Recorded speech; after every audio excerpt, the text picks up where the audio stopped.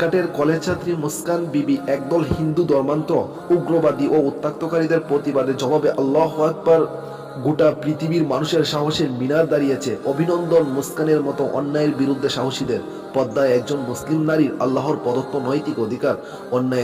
অন্যায়ের বিরুদ্ধে মুস্কানের আল্লাহু আকবার দবনি আজ গোটা পৃথিবীর জুলুমদের আনন্দ ও প্রেরণা জুগিয়েছে ও তার সাহায্যে এগিয়ে এসেছে তারই শিক্ষকরা।